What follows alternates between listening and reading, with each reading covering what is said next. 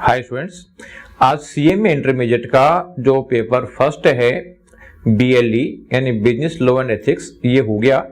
और इस पेपर के रिव्यू की बात करें तो जैसा कि मैंने डिफरेंट स्टूडेंट से बात करी है, उनसे ये व्यू निकल के आया है कि जो एमसीक्यू पोर्शन था उस एमसीक्यू पोर्शन में आधे क्वेश्चन तो जो है नॉर्मल क्वेश्चन थे, यानी बच्चों से इजीली होने वाले क्वेश्चन थे, लेकिन आधे क्वेश्चंस का जो लेवल है वो एवरेज से थोड़ा सा ऊपर था। इसका मतलब है कि एवरेज बच्चों को भी उसको सोल्व करने में दिक्कत आएगी।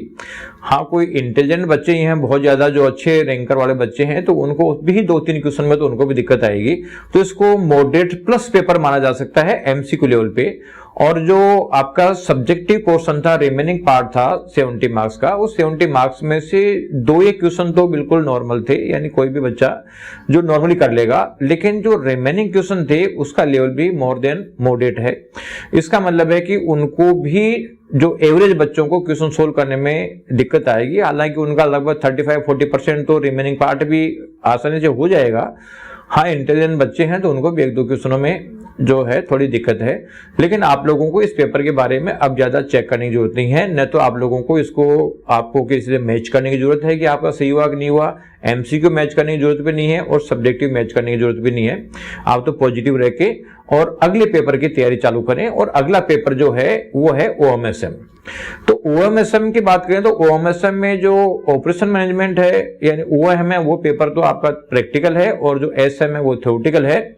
तो प्रैक्टिकल पोर्शन जो आपका ओएम का है उसके लिए आपकी फैकल्टी ने जहां से पढ़े हो जो भी कंसेप्ट, स्टेप और एजम्पशंस आपको नोट करा रखी है उसको पढ़ के इसके प्रैक्टिकल क्वेश्चंस को देखें। और प्रैक्टिकल क्वेश्चंस में भी जैसे बहुत सारे क्वेश्चन इजी हैं, कुछ क्वेश्चनों में कुछ पॉइंट टफ है, तो जो आपने पहले प्रैक्टिस करी होगी उसमें कुछ टफ पॉइंट्स को आइडेंटिफाई किया होगा, तो उन टफ पॉइंट्स को एक बार देख लें तो आप में कॉन्फिडेंस जल्दी आ जाएगा, कम टाइम में ज्यादा कॉन्फिडेंस आ जाएगा, क्योंकि यहाँ टाइम भी कम मिलता है बेसिकली।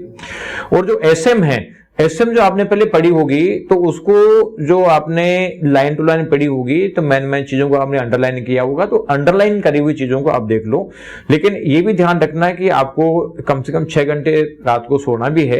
कोई ऐसा नहीं कि साहब बहुत ज्यादा पजल होकर लगे रहें, क्योंकि बहुत ज्यादा आप पढ़ोगे और अगर आपको नींद ढंग से नहीं आएगी तो अगले दिन जो है वो चीजें याद नहीं आएगी। तो आपको 6 आवर्स की तो आपको कम से कम नींद लेनी है, उसमें तो आपको सोना ही सोना है।